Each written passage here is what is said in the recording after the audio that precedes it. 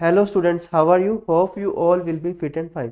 तो बेटा आज का जो हमारा टॉपिक है वो है ह्यूमन सर्कुलेटरी सिस्टम। छोटा सा ये टॉपिक है, इसके बारे में हम यहाँ पे कंटिन्यू करते हैं। सबसे पहले देखिए कि हमने जो शुरू करना है सर्कुलेटरी सिस्टम, इसका मीनिंग क्या होता है। यहाँ पे देखिए, सर्कुलेटरी सिस्टम हम किसको बोलते हैं कि सर्कुलेशन का मतलब होता है कि जो हमारी बॉडी के अंदर मटेरियल्स को एक जगह से दूसरी जगह पे ले जाने में हेल्प करता है। मीन्स कि यहाँ पे जो मटेरियल है वो from one place to another place जो है वो उसको कैरी करके लेके जाया जाएगा। ठीक है, अब देखो यहाँ पे ह्यूमन सर्कुलेटरी सिस्टम में जो मटेरियल्स हैं उनको एक जगह से दूसरी जगह पे लेके जाया जाता है।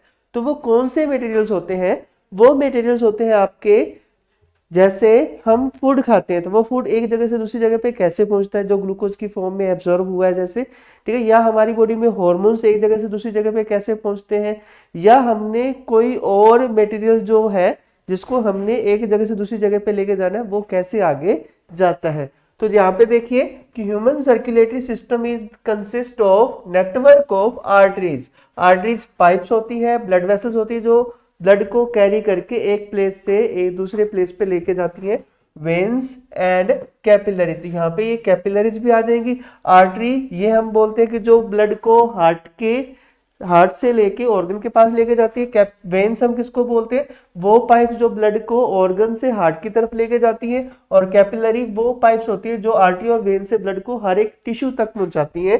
ठीक है, विद हार्ट, कि यहाँ पे क्या आएगा, हार्ट आ जाता है, ये ब्लड को पंप करता है, यानी कि इसी की वजह से ब्लड जो है वो आर्टरी में चल सकता है। ठीक है, उसके बाद the primary role of circulatory system आ जाएगा। ठीक है, तो हमारे सर्कुलेटरी सिस्टम में एक और सिस्टम आता है जिसको हम बोलते हैं लिम्फेटिक सिस्टम। वो भी हम इस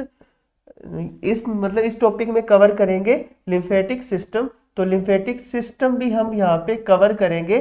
ठीक है, बड़ी जल्दी हम किसी वीडियो में लिम्फेटिक सिस्टम को भी पूरा डिटेल में मैं आपको बताऊंगा। उसके बाद है कि ये देखो कि जो हमारी बॉडी का सर्कुलेटरी सिस्टम है, इसका काम क्या होता है कि ये प्रोवाइड एसेंशियल न्यूट्रिएंट मिनरल्स की, मतलब ये क्या होता है कि एसेंशियल न्यूट्रिएंट हमारी बॉडी को, जैसे मैग्नीशियम की कहीं पे जरूरत है, कैल्शियम की कहीं पे जरूरत है, आयरन की कहीं पे जरूरत है, तो वो ब्लड से ही पहुंचेगा। ठीक है, मिनरल्स वगैरह हो जाएगा। उसके बाद आता है रेस्पिरेटरी गैसेज, जैसे ऑक्सीजन और कार्बन डाइऑक्साइड का ट्रांसपोर्ट करवाने में ये हेल्प कर रहा है।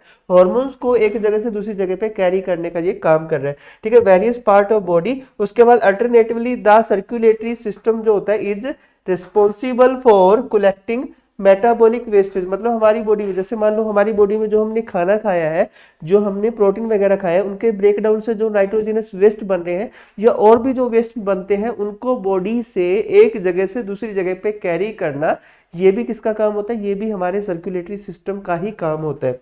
ठीक है, तो मतलब क्या होता है, एक तो मटेरियल को ट्रांसपोर्ट करना, दूसरा वेस्ट मटेरियल को भी बॉडी से बाहर करना, ये भी हमारे सर्कुलेटरी सिस्टम का ही काम होता है। नेक्स्ट देखिए कि हमारे सर्कुलेटरी सिस्टम में कौन कौन से ऑर्गन्स आते हैं। मतलब देखो, कोई भी हमारी बॉडी का सिस्टम होता है वो किसी ना किसी ऑर्गन से मिलके बना होता है। तो इनमें देखिए कौन कौन से ऑर्गन्स आएंगे हमारी बॉडी में, वो हम यहाँ पे कंटिन्यू करते हैं।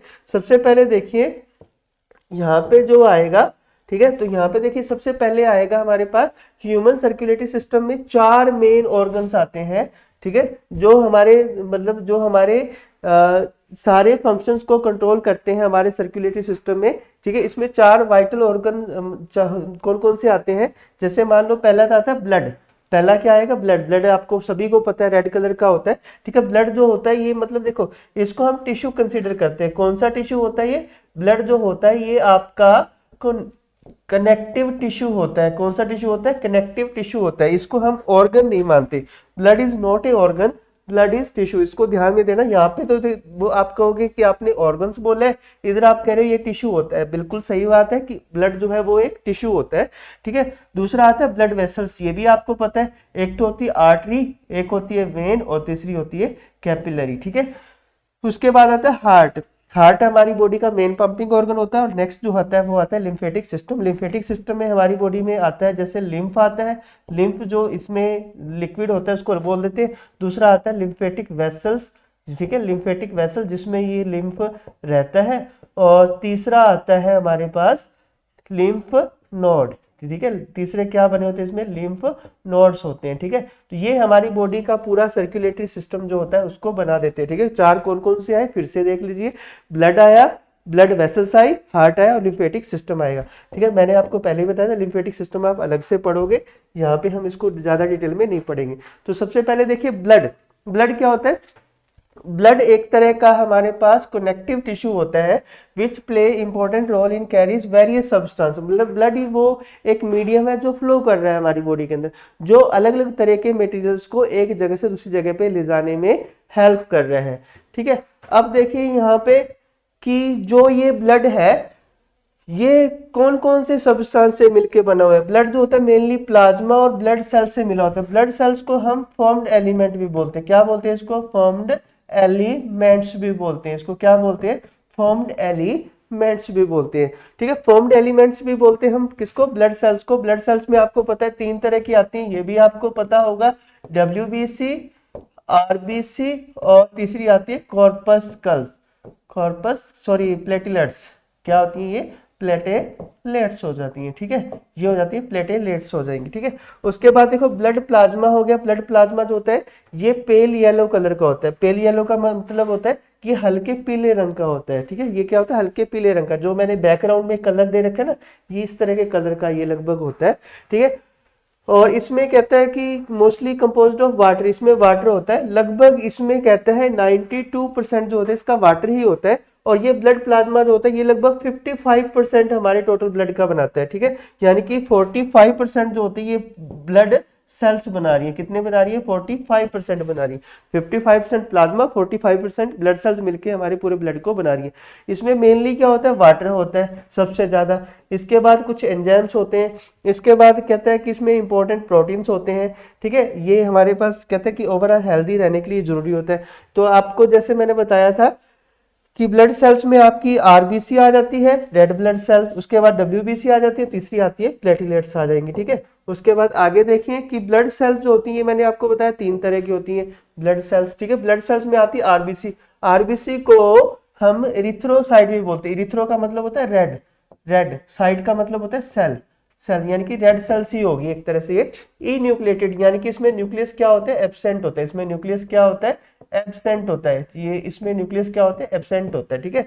और ये बाइकनकेव होती है। बाइकनकेव कैसी शेप होती है इसकी, कि इसकी शेप जो होती है अगर आप देखते हो ये इस तरह से, एक कनकेव ये बाइकनकेव होती है, ठीक है, मोस्ट अबंडेंट होती है, ठीक है। ये आप इसको साइड से देखते हो तो बाइकनकेव दिखती है, लेकिन इसकी ओरिजिनल शेप होती है राउंड, राउंड भी, और ठीक है ज्यादातर इसके बारे में बताया जाता है कि ओवल शेप होती है, राउंड या ओवल शेप होती है। वैसे इसकी ओवल शेप होती है लेकिन मोस्ट ऑफ द बुक्स में इसकी राउंड शेप लिखी हुई है, ठीक है। RBC जो होता है रेड इन कलर होती है क्योंकि इसमें एक पिगमेंट होता है हीमोग्लोबिन। अब यहाँ पे ध्यान दो कि हीमोग्लोबिन की वजह से एक सिंगल सेल जो होती है ये पिंक दिखाई देती है। ये जी हाँ, आपने बिल्कुल सही सुना कि एक मतलब जो हीमोग्लोबिन का कलर होता है वो पिंक होता है, लेकिन ये जब बहुत सारे सेल्स इकट्ठी हो जाती है तो ये रेड कलर देती है, इसलिए इसको हम रेड कलर दे देते हैं, ठीक है। तो हीमोग्लोबिन जो होता है ये ऑक्सीजन के साथ कंबाइन करता है, यही वो चीज है जो ऑक्सीजन को एक जगह से दूसरी जगह पे कैरी करने में हेल्प करता है, ठीक है। तो ये होगा व्हाइट ब्लड सेल जो होती है इसको ल्यूकोसाइट भी बोलते हैं। ल्यूको का मतलब होता है व्हाइट, ल्यूको का मतलब क्या होता है, व्हाइट, साइट का मतलब मैंने आपको पहले बताया, ये पेल व्हाइट कलर की होती है। इनमें न्यूक्लिएटेड मतलब इसमें न्यूक्लियस प्रेजेंट होता है, ठीक है। इसकी ना शेप वेरिएबल होती है। ये पैथोजन को मतलब ये हमारी बॉडी की इम्यूनिटी बनाता है जो हमें रोगों से लड़ने में हेल्प करता है। इम्यूनिटी का मतलब power of body to fight against infectious disease, तो ये हमें प्रोवाइड कर रहा है। बैक्टीरिया, वायरस, फंजाई वगैरह को बॉडी में एंटर करने से रोकता है, ठीक है। इसकी शेप वेरिएबल होती है, जैसे देखो इसकी शेप कोई फिक्स होती नहीं है, इसकी अलग अलग तरह की शेप हो सकती है, ठीक है। इसकी अलग अलग तरह की शेप होती है। इसमें न्यूक्लियस एक भी हो सकता है इस तरह से, मतलब बहुत सारे भी हो सकते हैं, मतलब इनकी शेप जो होती है फिक्स नहीं होती। इसका रीजन क्या है, देखो कई बार हमें चोट लगती है, छोटी होती है, बड़ी होती है, कई बार इतनी छोटी चोट होती है कि उसमें से RBC उसमें से WBC बाहर ही ना आ सके, इसीलिए मतलब इसकी फिक्स शेप होती तो वो बाहर ही नहीं आ सकती थी, लेकिन इसकी शेप फिक्स ही नहीं है तो ये कहीं से भी बाहर निकल लेगी और हमारी बॉडी को इम्यूनिटी प्रोवाइड करने का काम करती होती है। उसके बाद देखो इसको दो पार्ट में डिवाइड किया गया है, ग्रेन्युलोसाइट, एग्रेन्युलोसाइट, कि इनकी बॉडी के ऊपर अगर ग्रेन्यूल्स होते हैं तो वो ग्रेन्युलोसाइट हो जाती है। ग्रेन्यूल्स का मतलब दाने होते हैं, अगर नहीं होते इसको बोल देते ए ग्रेन्युलोसाइट बोल देते हैं हम इसको, ठीक है। उसके बाद आता है कि ग्रेन्युलोसाइट जो होती है ये फर्दर तीन तरह की होगी हमारे पास, इयोसिनोफिल, बेसोफिल एंड न्यूट्रोफिल, ठीक है, इयोसिनोफिल, बेसोफिल एंड न्यूट्रोफिल हो जाएंगे। इसी तरह एग्रेनुलोसाइट होती है, मोनोसाइट और लिम्फोसाइट, दो तरह की हो जाती है, ठीक है। वैसे देखो ये बेसोफिल जो है, इयोसिनोफिल है, न्यूट्रोफिल है, इनके नाम जो है ये डाइज के ऊपर है, ये हम कभी पढ़ेंगे 11th क्लास में, तो मैं आपको डिटेल में पढ़ाऊंगा।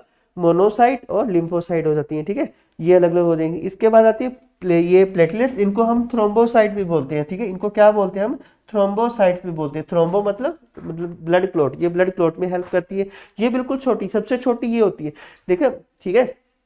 सबसे छोटी कौन सी होती है, ये मतलब तीनों टाइप में, आरबीसी, डब्ल्यूबीसी और प्लेटलेट, यानी कि थ्रोम्बोसाइट में सबसे छोटी थ्रोम्बोसाइट ही होती है, ये डिस्क शेप होती है ये, ठीक है। तो ये कहते हैं कि क्लॉटिंग वगैरह करवाने में हेल्प करती हैं, ठीक है। और ये जब चोट लगती है तब बाहर आती है और खून को ये क्या करती है, रोक देती है, ठीक है। जैसे हमें चोट लगती है ना, कई बार चोट लगने के बाद थोड़ी देर खून बहता है फिर रुक जाता है, किस वजह से, वो प्लेटलेट्स की वजह से ही होता है, ठीक है, वो प्लेटलेट्स की वजह से होता है। देखो मोनोसाइट, इयोसिनोफिल, बेसोफिल, ये आप देख सकते हो।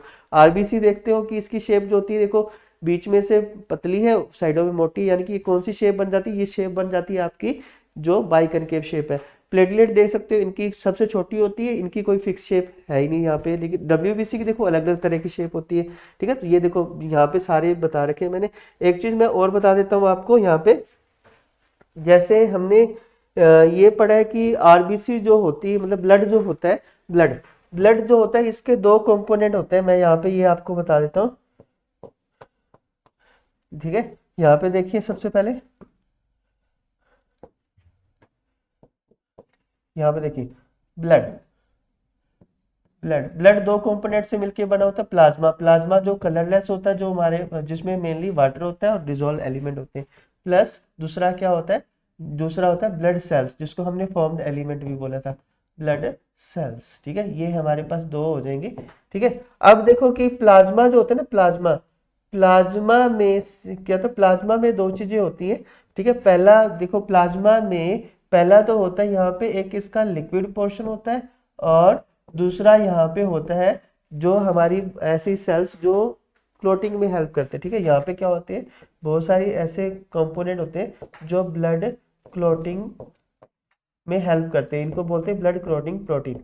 ये हो जाएगा हमारे पास, ठीक है, ये हो जाएगा, यानी कि इस लिक्विड को हम बोलते हैं सीरम, इसको क्या बोलते हैं, सीरम बोल देते हैं, ठीक है। मतलब हम प्लाज्मा को निकाल के रखते हैं ना, तो ब्लड क्लोटिंग फैक्टर की वजह से ये जम जाता है, ठीक है। जैसे मान लो ये प्लाज्मा को हमने, जैसे मान लो हमने ब्लड लिया है, तो ब्लड को हमने गोल गोल घुमाया, यानी कि सेंट्रीफ्यूज किया, 9th क्लास में आपने पढ़ा होगा। तो यहाँ पे आरबीसी जो है, डब्ल्यूबीसी, ये नीचे आ जाते हैं, ऊपर एक लिक्विड आ जाता है, इसको बोला गया प्लाज्मा, इसको क्या बोला गया, प्लाज्मा। इस प्लाज्मा को अब आपने क्या किया है, इस प्लाज्मा को अब आपने अलग कर दिया, ठीक है। अब इसने आपने क्या किया, इस प्लाज्मा को आपने अलग कर दिया और इसको किसी दूसरी ट्यूब में ले लिया, ठीक है। कहता है कि इस प्लाज्मा को थोड़ी देर छोड़ा, इसमें कुछ ये ब्लड क्लोटिंग प्रोटीन है, ब्लड क्लोटिंग प्रोटीन है, ये अलग हो गए, ठीक है। तो इसके बाद जो बचेगा, ये क्या बचेगा, सीरम बचेगा। तो आपने ये सुना होगा सीरम टेस्ट होते हैं, सीरम टेस्ट ऐसे ही किए जाते हैं, क्योंकि जो भी बैक्टीरिया वायरस होगा वो इस सीरम में ही